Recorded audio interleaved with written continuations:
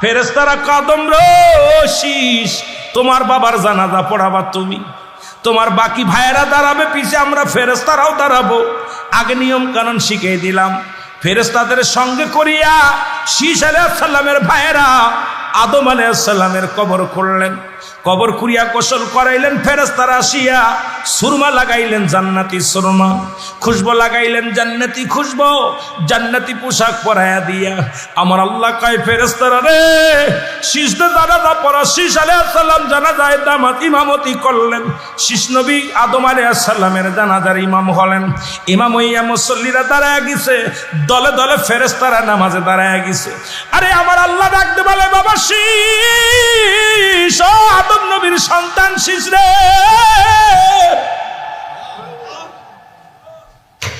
জানাজা শেষে আদম নবীর ছেলে সন্তান শীষ তাকায়া দেখে বাবার ইন্তেকালের আগে সংখ্যা ছিল 40,000। আজকে অসংখ্য অগণিত মানুষ এই ময়দানে জানাজায় শরীক হয়ে গেছে। ওই জানাজায় কি দোয়া পড়বে, জানাজায় কি পড়বে, কি সূরা পড়বে, কি নিয়মে পড়বে, সব জিবরিল আমিন দিয়া আমার আল্লাহ পাক শীষ আলাইহিস সালাম রে শিখায়া দিলেন। এর প্রথম জানাজা পড়লেন, প্রথম মাটি হলো, কাফন দাফন হলো। শীষ আলাইহিস সালামকে দাফন করালেন আল্লাহ ফেরেশতার মাধ্যমে। সন্তান ওয়ারিস দুনিয়া শরীয়তের সন্তানরা সাথে থাকিয়া আল্লাহর নবী আদম আলাইহিস সালামের দাফন কাফন সমাপ্ত হলো। হাওয়া আলাইহিস সালাম স্বামীর প্রতি কত টান ছিল গো,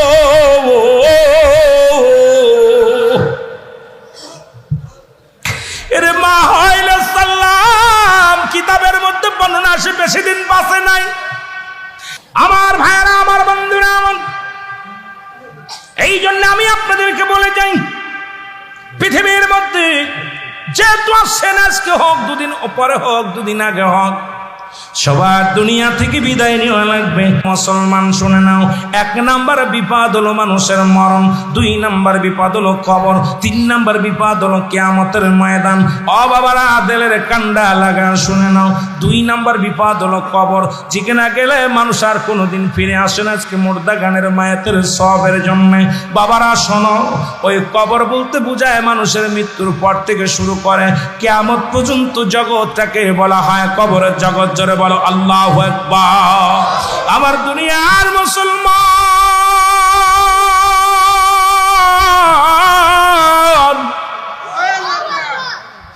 ওই কবরে যখন শোয়া দেবে রে বাবা, ওই কবরের ভিতরে একজন ফেরেশতা আসবে, নাম তার নুমান ফেরেশতা। সবাই বলি কবরে শোয়া দিলে মন কারে নেকি আসবে না রে আব্বা, না, কেরামান কাতিবিন যা লিখে রাখছে। ও মুসলমান, কবরে শোয়ানোর পর আসবে মুসলমান আজরাইল, জানটা নিয়ে যাওয়ার পর কবরে শোয়ানোর সঙ্গে সঙ্গে একজন ফেরেশতা আসবে, তার নাম হলো নুমান ফেরেশতা। ওনার হাতের মধ্যে থাকবে 2 টুকরা কাগজ, 1 টুকরার মধ্যে থাকবে আপনার জিন্দেগির আমল, ভালো আমল, আর একটা টুকরার কাগজের মধ্যে থাকবে বদ আমল। ফেরেশতা ডাক দিয়ে উঠায় বলবে, ওঠো। ও মুসলমান শুনে নাও, এই আনসার মিয়া, এ আলাউদ্দিন মিয়া, ওঠো, লাভ দিয়ে উঠাইবে। উঠায় বলে, বান্দার এই নাও, এই 80 বছরের জিন্দেগি, এই 80 বছরের জিন্দেগির মধ্যে তুমি কত নামাজ পড়েছো, কতবার তুমি আল্লাহর দ্বীনের পথে ছিলাম, কোথায় জিকির করেছো, কোথায় ভালো কর্ম করেছো রে বান্দা, এই নাও, এইগুলো নাও। এইবার হাতের মধ্যে নিয়ে বান্দা যখন দেখবে ভালো কর্মগুলো, এই 80 বছরের জিন্দেগি, এ মুসলমান শুনে নাও, এবার কি করবে? সনদের দিলের কান্ডা নিয়ে শোনে রে মুসলমান। বলবে বান্দা, বলবে এ রুমান ফেরেশতা বলবে, বান্দারে তুমি লিখে দাও। বলবে আমি লিখবো কেমনে, আমার কাছে তো কলম নাই। ডাকতে বলবে, বান্দারে তোর শাহাদাত আঙ্গুল মোবারক হলো তোমার কলম। জোরে জোরে চিল্লায় বল আল্লাহু আকবার। শাহাদাত আঙ্গুল মোবারক হলো কলম। এ মুসলমান, আপনাদের সিলেট অঞ্চলে অনেক আলেমরা এই হাত দিয়া সুন খায়, আমি তোদের হাতে ধরে বলে যাই রে বাজান, এই হাতটা দিয়া শাহাদত আঙ্গুল মোবারক দিয়া আল্লাহ নবী চন্দ্রকে দ্বিখণ্ডিত করেছে। ওরা মুসলমান শোনো, ডুবন্ত বেলাকে উঠাইছেন, সূর্যকে উঠাইছে, আবার ডুবাইছেন। সুতরাং এই হাতটা দিয়ে আল্লাহর ওলিরা শাহাদত আঙ্গুল সিনার মধ্যে লাগায় দেয়। রে মুসলমান, এই হাত দিয়া চুন খাও, তোমার বিবেকের মধ্যে একবার আঘাত লাগে না। রে মুসলমান, এই কবরের মধ্যে যখন শোয়া দিবে এই হাতটা দিয়া তোমার লেখা লাগবে। রে মুসলমান, ডাকতে বলবে ফেরেশতারে, আমি কলম পাইলাম, কালি পাবো কই? ডাকতে বলবে বান্দা শোনো, তোমার মুখের থুতু মুবারক হলো কালি।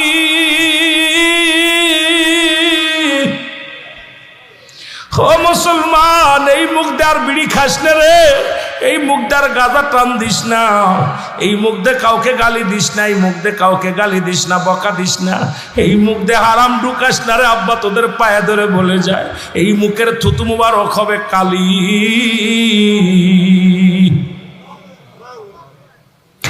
এই মুখটারে পবিত্র রাখ, মুখের থুতুটারে পবিত্র রাখ। এইবার বান্দা বলবে আমি কালি পাইলাম, কলম পাইলাম, কাগজ পাবো কই? ওই 3 টুকরা কাপড়ের কাপড়, প্রথম কাপড়ের কাপড়টা টান দিয়ে খুলে নিবে, নিয়া বলবে বান্দা এই নাও তুমি কাগজ নাও, লেটার মধ্যে লেখো। লেখা শুরু হয়ে যাবে, মিনিটের ভিতরে লেখা শেষ হয়ে যাবে রে বান্দা।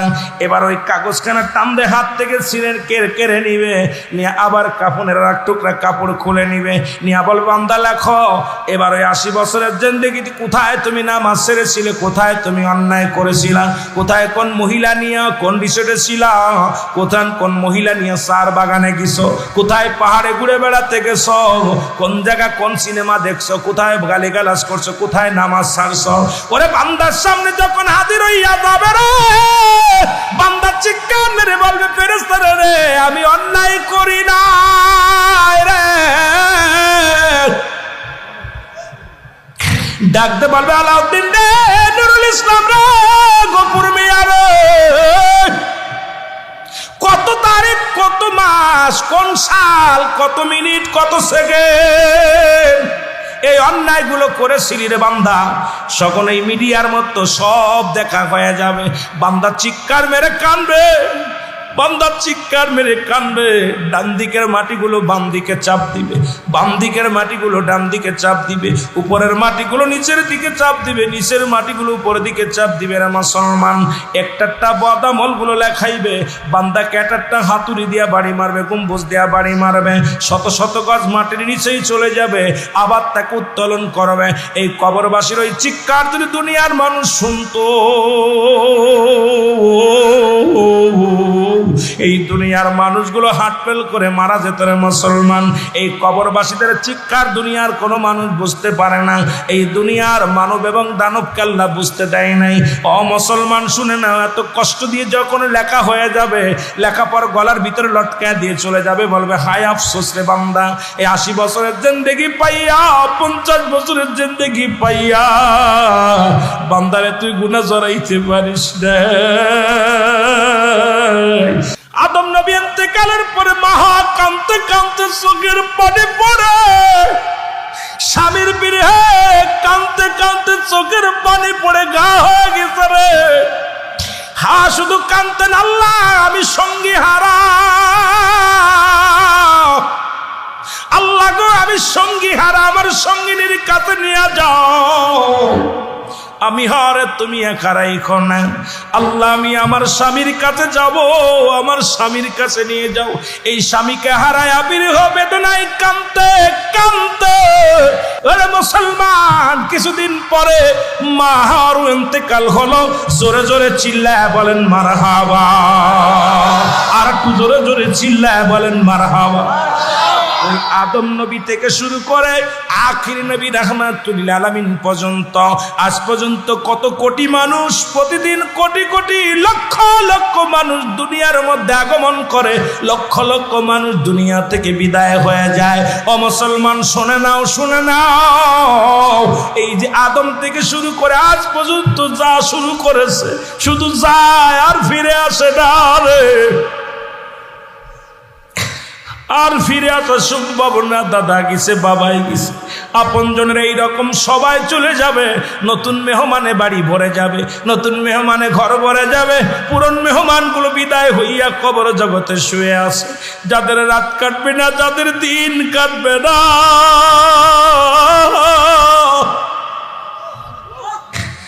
যারা শুধু অজর ডানে কান্দে, আল্লাহ এই দুনিয়ার মধ্যে সম্পদ, এই দুনিয়ার মধ্যে সম্পত্তি করলাম, এই দুনিয়ার সম্পদ খাবে লোকে, তোমার দেহ খাবে পোকে। জোরে বলেন ঠিক কিনা? আজরাইল জানটা নিয়ে যাবে, দুনিয়ার সম্পদ তোমার ছেলে মেয়ে পরিবার পরিজন ভাগ করে নিয়ে যাবে, তোমার দেহটা মাটির মধ্যে শুয়া দিবে। ও মুসলমান, এই দেহটা পোকামা করে খাবে, আর তোমার এই হাড্ডিগুলো মাটির সঙ্গে মিশে যাবে। তোমার কিরে বাবা, আজকে 10 তলা 20 তলা বাড়ি করলা, জমি জমা করে থুয়ে গেলাম, সব কিছু তো পরে থাকলো, তোমার কেউ নাই রে মুসলমান। আল্লাহ কয় কুল্লু মান আলাইহা ফান, আল্লাহ কয় বান্দার এই দুনিয়ার মধ্যে যা কিছু আছে রে বান্দা, সব কিছু আমি চূর্ণ বিচূর্ণ করে দিব।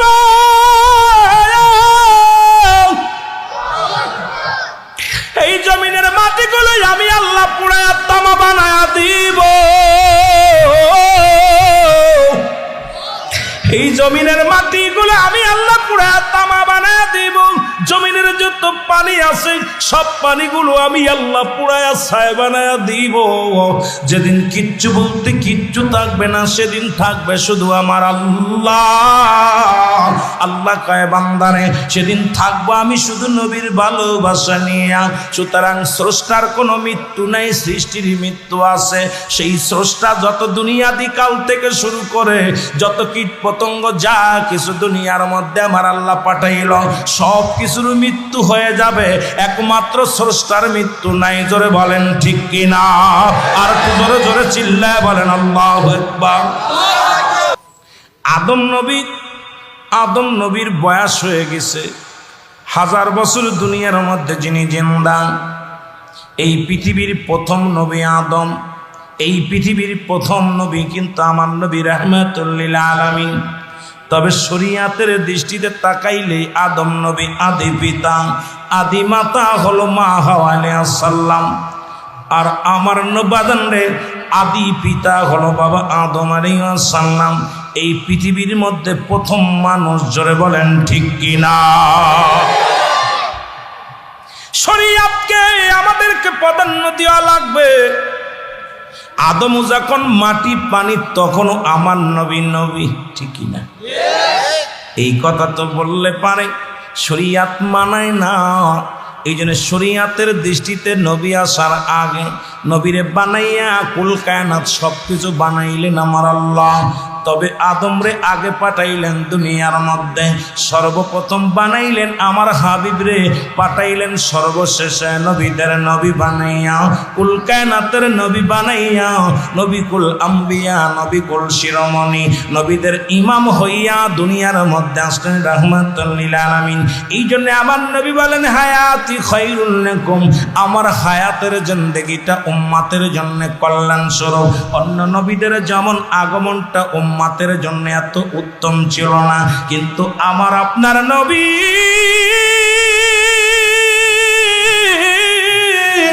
রহমতের নবী রাহমাতুল লিল আলামিন এই পৃথিবীর মধ্যে আগমন করে উম্মতের জন্য কল্যাণ স্বরূপ। জোরে জোরে চিল্লায়া বলা যাবে না মারহাবা? আর একটু জোরে জোরে চিল্লায়া বলা যাবে না আল্লাহু আকবার? এরে আদম আলাইহিস সালামের কাছে আজরাইল আগমন করলো গো। আদম আলাইহিস সালাম 100 জোড়া সন্তান নিয়া, বাবা শীস আলাইহিস সালামকে নিয়া, মা হাওয়াকে নিয়া, ও মুসলমান, তখন তৎকালীন জামানে আদম ইন্তেকালের পরে আদম নবীর উম্মত ছিল 40,000। সুবহানাল্লাহ। কত হাজার? 40,000 ছিল উম্মত। এরপরে ধীরে ধীরে 100 জোড়া ছিল আদম আলাইহিস সালামের সন্তান। এর মধ্যে একজন বেজোর ছিল, না আমল হযরত শীশ আলাইহিস সালাম। জোরে জোরে চিল্লায় বলা যাবে না মারহাবা। এ মুসলমান দিলের কান্ডা লাগা শোনো, জিবরিল আমিন আগমন করলেন আদম আলাইহিস সালামের কাছে। আদম নবীর সালাম দেয়, আসসালামু আলাইকুম আদি পিতা বাবা আদম, আমি আপনার কাছে আইছি গো। আল্লাহ পাক আমারে পাঠাইছে আদম আলাইহিস সালামের কাছে। জিবরিল আনছে 12 বার। কয়বার? জোরে বলেন কয়বার? লিখে রাখবেন, কাজে লাগবে বাবা, 12 বার। ইদ্রিস আলাইহিস সালামের কাছে আসছে 4 বার, ইব্রাহিম আলাইহিস সালামের কাছে আসছে 42 বার, মুসা আলাইহিস সালামের কাছে আসছে 450 বার। আর আমার আপনার নবী রহমতের নবী রাহমাতুল লিল আলামিনের কাছে আসছেন 24,000 বার। জোরে জোরে চিল্লায়া বলা যাবে না মারহাবা। আদম নবী মনে পড়ে গেল জান্নাতের নিয়ামতগুলো, জান্নাতি ফলগুলো। কত ফল খেয়েছি, কত ফুল দেখেছি। আদম নবী সন্তানদের ডাক দে বলে, বাবা ও আমার ছেলেরা, আমার মেয়েরা, শোনো, আমি তোমার বাবা আদম, আমার প্রাণে কিছু ফল চাই, কিছু ফলের ব্যবস্থা করে দাও। কিছু জান্নাতি ফল খেতে মন চায়, গায়ের মধ্যে বল নাই, দুর্বল মানুষ। কারণ আল্লাহ তো নিজেই কুরআন কারীমের মধ্যে ঘোষণা করেন, আমার সাথে পড়েন, বিসমিল্লাহির রাহমানির রহিম। ওয়াল হাব্বু জান্নাতু ফি আর-রাইহান ফাবিআইয়ি আলাইহি রাব্বিকুমা তুকাজ্জিবান।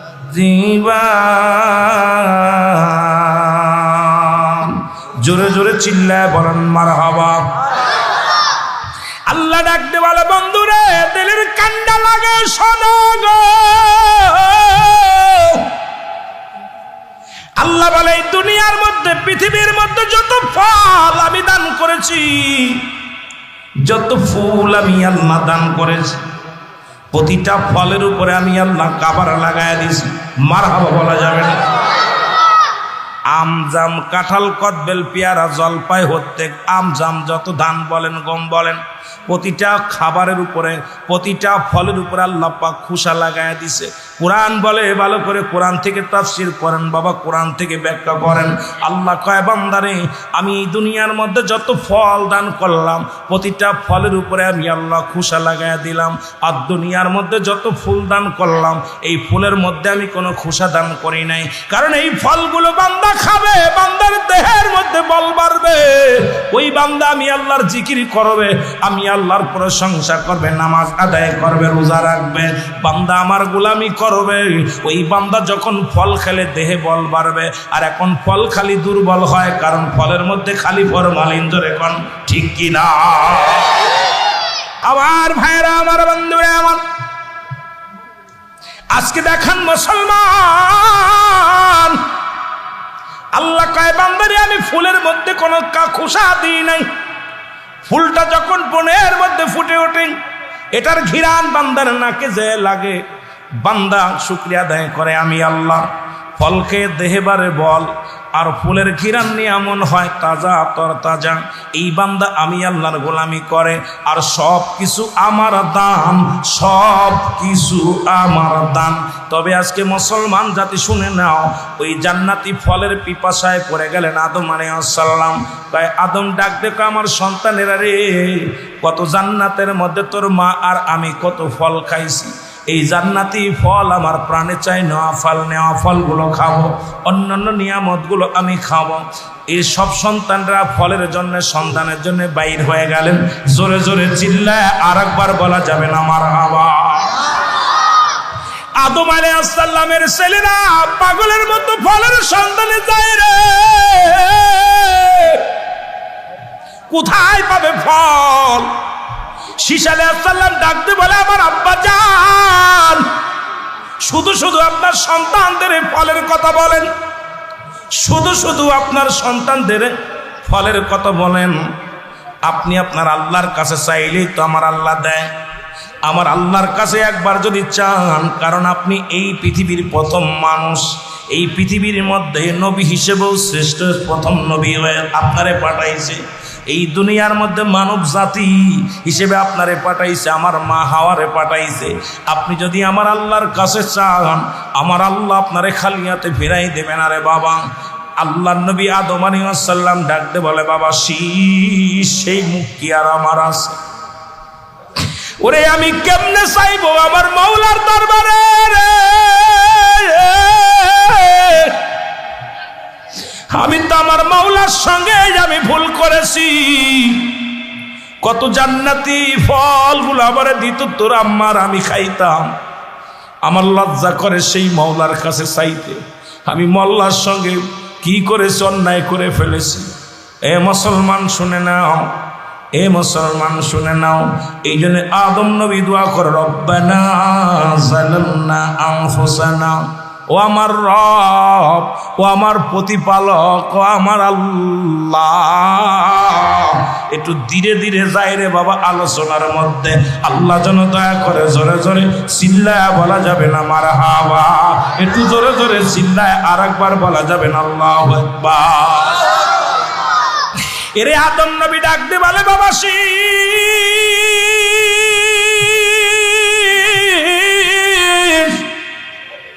যতজন সন্তান আমার আছে তাদের মধ্যে আমি তোরে খেলাপথ দিয়ে দিলাম, তোরে আমি আমার পরে এই চেয়ারখানা তোরে দান করলাম। সুতরাং আমি আমার আল্লাহর কাছে চাইতে বড় লজ্জা হয় রে, যেহেতু তুমি আমার পরের প্রতিনিধি হবা এই বান্দাদের উম্মতের।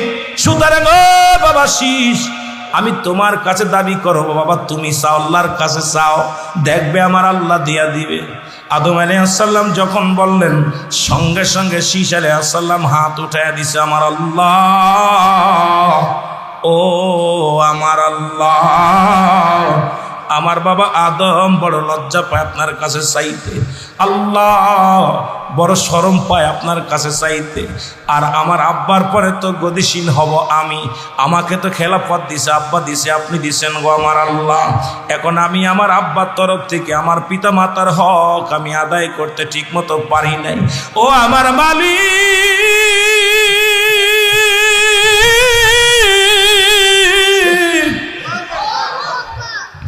তুমি আমার বাবার জন্য কিছু ফল পাঠায় দাও। সুবহানাল্লাহ। আল্লাহর কাছে হাত উঠাইতে দেরি আমার আল্লাহ কয়, জিবরিল দৌড়াইয়া যা জান্নাতের মধ্যে যত প্রকার ফল আছে আমার আদমের জন্য পাঠা। ওরে আমার আদম লজ্জা পাইছে আমার কাছে চাইতে রে। ওরে আদম কত কান্না কানলি দুনিয়ার মধ্যে একটা ভুল করার কারণে রে আদম, তোরে তো ক্ষমা করে দিছি, তারপরও আমার কাছে চাইতে বড় লজ্জা লাগে তোর। আদম রে, তোর কান্না লাগবে না, তোর জন্য আমি জান্নাত থেকে ফল পাঠাইতেছি। আর একটা নিয়ামত, শিশের জন্য তো কোনো নির্ধারিত কোনো মেয়ে নাই। সুতরাং তোমার 100 জোড়া সন্তানের মধ্যে সব হয়েছে জোড়ায় জোড়ায়। একজন ছিল বেজোর সন্তান, সেটা হলো শীষ আলাইহিস সালাম। ওর জন্য কোনো বরাদ্দ নাই কোনো মেয়ে। আমি জান্নাত থেকে একটা সুন্দর হুর পাঠায়া দিব। জোরে জোরে চিল্লা বলা যাবে না মারহাবা, আর একটু জোরে জোরে চিল্লা বলা যাবে না মারহাবা। আজরাইল এত বড় দানব, জমিনের মধ্যে থাকে পা, আসমানের মধ্যে থাকে মাথা। পৃথিবীর সমস্ত পানি যদি আজরাইলের মাথায় ঢেলে দেওয়া হয়, একটা ফোঁটা পানি জমিনের মধ্যে পড়বে না। এই আজরাইল প্রত্যেকেরই জীবনে আসবে, তবে ইমানদারের কাছে আসবে আদবের সঙ্গে। বেঈমানদের কেমন একটা ভীতি দিবে, এমন একটা চিৎকার মারবে, কলিজাটা ফেটে মারা যাবে। আজরাইল সবার জান কবাজ করতে দুনিয়ার মধ্যে আসে না, একমাত্র ইমানদারদের জান বাইর করার জন্য আল্লাহ রাব্বুল আলামিন আজরাইলকে পাঠায়। আর বাকি যারা বেঈমান মুনাফিকের দলেরা, এদের রূহটা বাইর করার জন্য আমার আল্লাহ আজরাইল কি জমিনের মধ্যে পাঠাই না। জোরে জোরে বলো আল্লাহু আকবার। এ মুসলমান, গভীর মনোযোগ। আজরাইল আসে কোথায়? একজন নবী হযরত মূসা আলাইহিস সালামের কাছে। মুসা নবীর সালাম দিছে, আসসালামু আলাইকুম। হে মুসা, আল্লাহ নবী মুসা খেয়াল করবেন, ওয়াজটা খুব খেয়াল করবেন, কাজে লাগবে। এক ওয়াজের মধ্যে অনেক ফায়দা রয়েছে। মুসা আলাইহিস সালাম কয়, ওয়ালাইকুম আসসালাম। কে আপনি? আমি মালাকুল মউত। সুবহানাল্লাহ বলেন না? আমি কে? আজরাইলকে দেখা মুসা আলাইহিস সালাম, আজরাইল তুমি কেন আইছো? আপনার রুহটা নেওয়ার জন্য আসছে। সুবহানাল্লাহ বলেন না?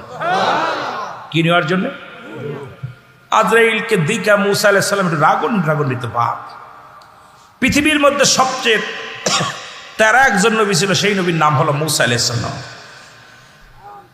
আল্লাহু আকবার বলেন। চাঁদরে মুসা আলাইহিস সালাম বলতেছে, মুসা আলাইহিস সালাম, আজরাইল জি তুমি আমার জান নিতে আইছো, কে পাঠাইছে? আল্লাহ পাঠাইছে। কে পাঠাইছে? আল্লাহ। আমার তো কিছুদিন আগে আল্লাহর সাথে সাক্ষাৎ হলো। সুবহানাল্লাহ বলেন। আল্লাহ তো আমার ভালো মন্দ কিছু কইল না, যে সময় শেষ, বয়স হয়েছে ঠিক আছে, আমি বৃদ্ধ হয়ে গেছি, এখন হাড্ডি বেঁকা হয়ে গেছে, এখন আর সে মতো চলতে পারি না, এবাদত বন্দেগী ঠিক মতো করতে পারি না, অসাল অসাল ভাব। আল্লাহর লগে দেখা করলাম কিছুদিন আগে, তো আল্লাহ তো এইসব কিছু করলো না, তা তুমি কে চাইছো? সুবহানাল্লাহ বলে না? আদরকা হুজুর, আল্লাহ হুকুম দিছে আপনার নেওয়ার জন্য, আমি আইছি আপনার নিতে। কয় ঢুকবা কমিন দিয়া? ঢুকবা কমিন দিয়া আমার ভিতরে? কা হুজুর আপনার মুখ দিয়ে ঢুকবো, গাল দিয়া। সুবহানাল্লাহ বলেন না? মুসা নবী আজরাইল দাঁড়াও, খবরদার। আজরাইল কিরি ধমক, একটা ধমক দিছে, আজরাইল দাঁড়াই গেছে। আজরাইল তুমি কি জানো না আমি আমার স্রষ্টার সঙ্গে, আমার আল্লাহর সঙ্গে এই মুখ দিয়ে আলাপ করেছি, গল্প করেছি। তুমি ভাবলে কেমন করে আমার মুখ দিয়ে তোমার ঢুকতে দিব? তুমি চাইলে আর দিব, ভাবলে কেমন করে আমার মুখ দিয়ে তোমারই ঢুকতে দিতে পারি না। পাওয়ার দেখছেন? মুখ দিয়ে ঢুকতে দিতে পারে। আজরাইল বলে, হুজুর তাহলে আপনার নাক দিয়ে ঢুকবো। কই দিয়ে? কথা কয় না কেন? নাক দিয়ে ঢুকবো। আজরাইল বলে, হুজুর আপনার নাক দিয়ে প্রবেশ করবো। মুসা নবী কয়, দাঁড়াও, আল্লাহ রাব্বুল আলামিনের সঙ্গে যখন আমার সাক্ষাৎ হয়, ওই জান্নাতি ঘিরান তুর পাহাড়ে যখন উঠেছিলাম, আল্লাহ নূরের তাজাল্লির একটা ঢেউ আমার গায়ে লাগেছিল, আর ওই সুন্দর ঘিরানটা আমার নাক দিয়ে নিছি। তুমি ভাবলে কেমন করে আমার নাক দিয়ে তোমার ঢুকতে দিব? জোরে বলেন মারহাবা। দাঁড়াও, নাক দিয়ে ঢুকবা? কেমনে ঢুকবা? এই নাক দিয়ে আমি ওই সুঘ্রাণ নিয়েছি। আল্লাহ যখন পর্দার মধ্যে থেকে আলাপ করতেছিলাম, ওই কথাগুলো বলছে, আর ওই ঘ্রাণটা আমার নাকে এসে লাগছে, সুঘ্রাণ। আর তুমি আমার নাক দিয়ে ঢুকবা, ভাবলে কেমন করে? এক শুরু না। সুবহানাল্লাহ বলেন না? আজরাইল কয়, হুজুর তাহলে আপনার চোখ দিয়ে আমি ঢুকবো। কোন জায়গা দিয়া? জোরে বলেন, কোন জায়গা দিয়া? আরো জোরে। চোখ দিয়ে ঢুকবো। আজরাইল কয়, হুজুর আমি আপনার চোখ দিয়ে ঢুকবো। মুসা আলাইহিস সালাম বলে, আজরাইল তুমি ভাবলে কেমন করে যখন আমার আল্লাহর সঙ্গে তুর পাহাড়ে সাক্ষাৎ হয়, আল্লাহর নূরের তাজাল্লি আমার এই চোখ দিয়া দেখেছি। জোরে বলো মারহাবা। কি দিয়া দেখেছি? চোখ দিয়া দেখেছি। আজরাইল দাঁড়াও, আমার চোখ দিয়ে তোমার ঢুকতে দিতে পারি না। নিতে আইছো ঠিক আছে, নিতে আইছো ঠিক আছে, তবে চোখ দিয়ে ঢুকতে দিতে পারি না। মারহাবা বলেন না? আরো জোরে, আরো জোরে। চোখ দিয়ে ঢুকতে দিতে পারি। আজরাইল একটু রাগান্বিত হয়ে গেছে। মনে হয় মুসা আপনি আল্লাহর নবী ঠিক আছে, আমি আল্লাহর হুকুম নিয়ে আইছি, আমি আপনার চোখ দিয়ে ঢুকবো না, গাল দিয়ে ঢুকবো না, মাথা দিয়ে ঢুকবো, সেটা আমার ব্যাপার। আমি আপনার জমিন দিয়ে চাই, আমি দিয়ে ঢুকবো। সুবহানাল্লাহ বলেন না? মুসা আলাইহিস সালামের মনের ভিতরে রাগ হয়ে গেছে, জেদ ঠিক আছে, কিরে কত বড় সাহস আমার লগে তর্ক করে।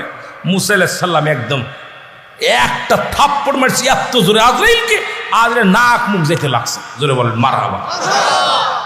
আজরাইলের চোখ মুখ যেতে লেগে দুটি চোখ কানা হয়ে গেল। আল্লাহু আকবার বলেন না। আজরাইল দুই চোখ ধরে কান্দের কল্লায় কার কাছে বাড়াইলা, এ কার কাছে বাড়াইলা? আমি এখন চোখ দুটি হারাই ফেলছি, জাননি এত দূরের কথা, চোখ দুটি নাই। আল্লাহ আজরাইল দেরি করিস না, আয় আমার নবীর সামনে হাত দাঁড়াস না, তাড়াতাড়ি আয়। অন্ধ আজরাইল যাইয়া আল্লাহর সামনে দাঁড়াইছে। আল্লাহ কিরে আজরাইল খবর কি? আল্লাহ এ কেমন মানুষ, রুহু আনতে গেছি ঢুকতে তো দেই নাই, একটু কইছি যে আমি জানতে ইচ্ছা সামনে যেতে পারে, এমন চর মারছে হাত চড়ে। সুবহানাল্লাহ বলেন না।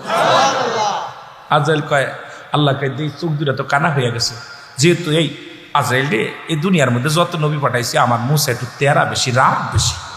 সুবহানাল্লাহ বলেন না। আমার মুসা একটু রাগান্বিত বেশি। ঠিক আছে আজরাইল, যেহেতু আমার নবী আমার দোস্ত তোরে কষ্ট দিছে, চোখ দুটো নষ্ট করে দিছে, কানা করে দিছে, যা আমার কুদরতি হাত দে তোর চোখ দুটো বালা করে দি। সুবহানাল্লাহ বলেন। কুদরতি হাত দে আল্লাহ চোখ দুটো বালা করে দিছে। সুবহানাল্লাহ কইতেন নি? আজরাইল আল্লাহ আমার তাড়াতাড়ি পাঠানো, জানটা কবাস করুন। রাগ হয়ে গেছে না, একবার মার খেয়েছি দেন না। আল্লাহকে তোর মস্তানি করা লাগতো না, দাঁড়া। কাল্লা আমার হুকুম দেন, এইবার আমি যাই জানটা নিয়ে আসবো, কেন আমারে মারছে, চোখ দুটা কানা করে দিছে। আল্লাহ কয় আজরাইল ওই দায়িত্ব তোমার না, আমার মুসার ঝান্ডা তোমার নেওয়া লাগতো না, মুসার সঙ্গে বোঝাপড়া আমার আছে, তোমার না। সুবহানাল্লাহ বলেন না। ওর রুহুটা আমি নিব, ওর রুহুটা নেওয়ার দায়িত্ব আমি নিলাম, তোমার আর দায়িত্ব দেওয়া লাগবে না, ওর কাছে যাওয়া লাগবে না। আমার নবী খুব রাগান্বিত, নবী রাগ করবে, কষ্ট পাবে, যার দরকার নাই, এর ব্যবস্থা। কিছুদিন চলে গেল, নবী মুসাও টেনশনে আছে, আজরাইলকে মারছে। নবী মুসাও চুপ করে আসলে কি তা করলাম, ভুলই করলাম নি। কিছুদিন পর আল্লাহ পাক ডাকতে বলে, বন্ধু তোমার লগে একটু কথা ছিল। আল্লাহ ডাকতেছে মুসা, মুসা আল্লাহ জি কয় একটা মেশির গায়ে যতগুলো পশম আছে এই পরিমাণ তোমার হায়াত দিলাম, খুশি হয়েছ? সুবহানাল্লাহ বলেন।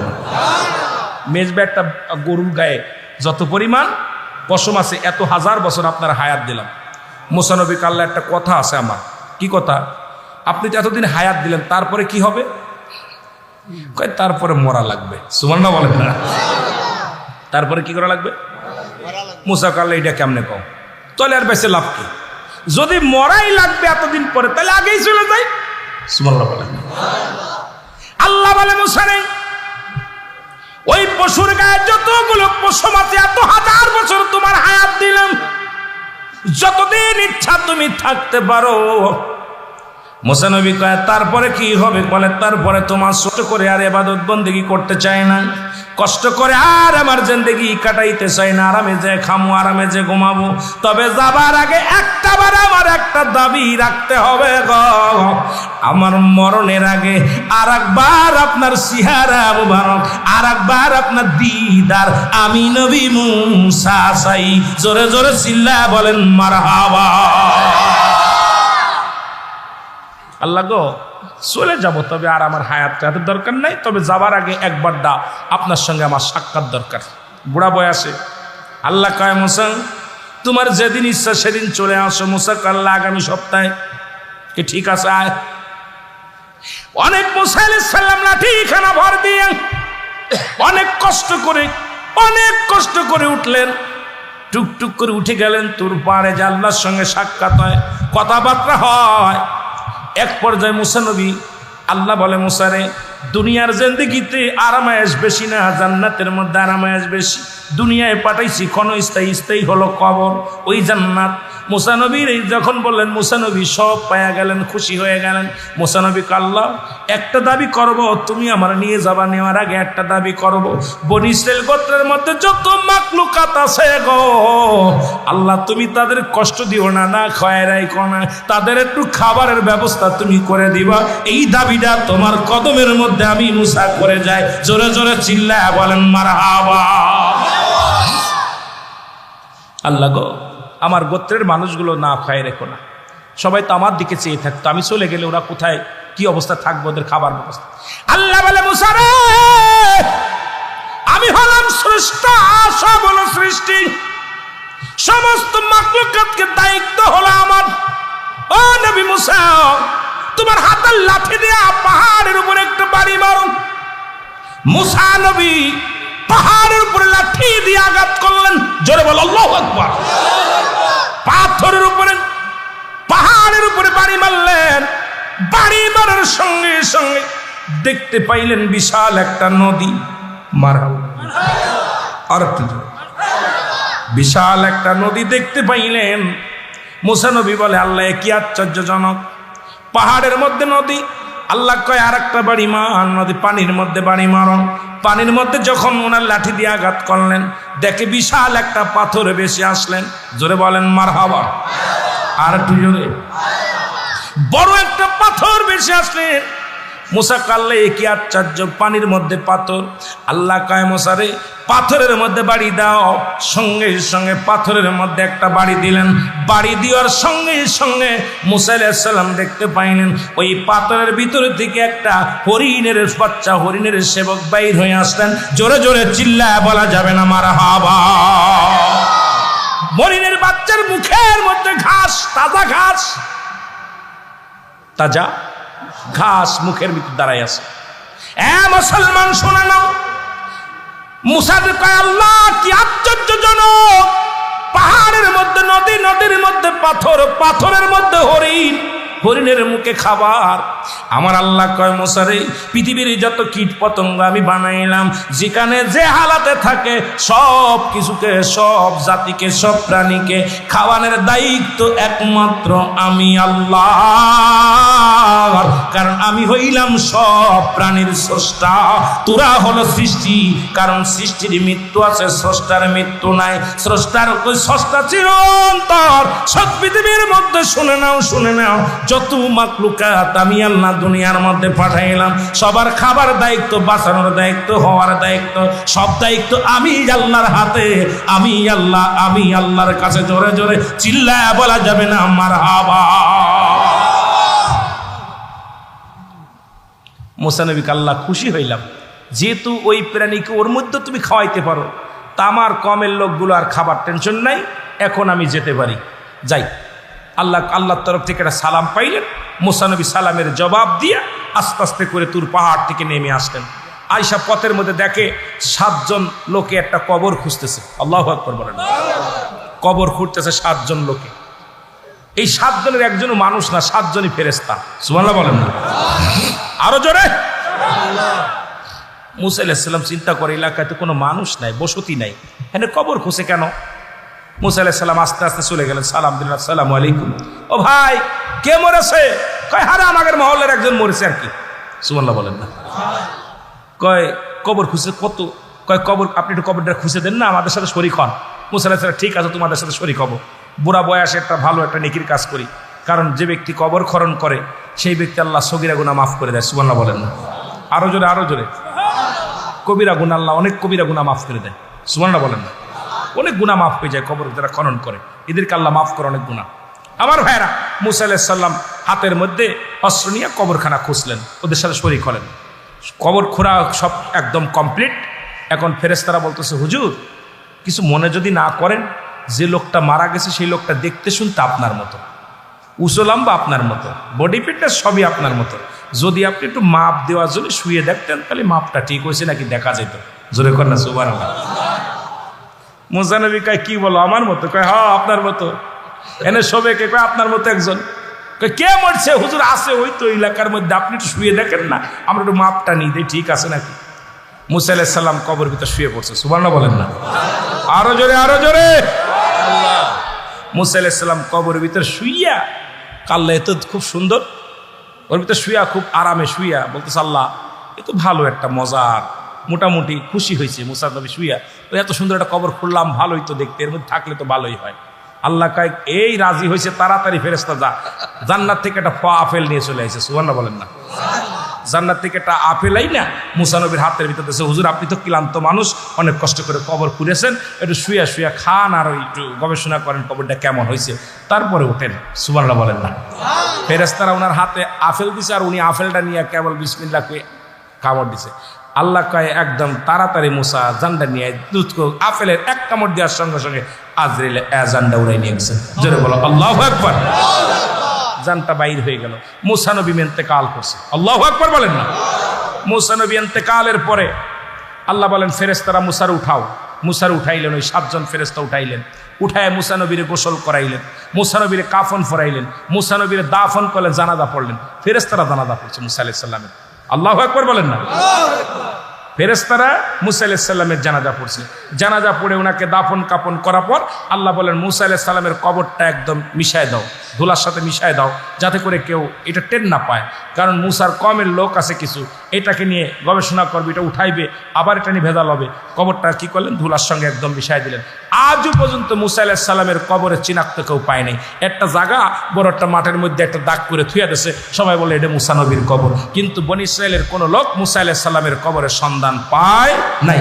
মুসা আলাইহিস সালামের জানাজা পড়েছে ফেরেশতারা, মুসা আলাইহিস সালামের গোসল করাইছে ফেরেশতারা, মুসা আলাইহিস সালামের দাফন করেছে ফেরেশতারা, মুসা আলাইহিস সালামের কবর খনন করেছে ফেরেশতা এবং নিজে মুসা আলাইহিস সালাম। জোরে বলুন মারহাবা। আরো জোরে, আরো জোরে। পাইছেন? বাঁচি আছে না মরছে?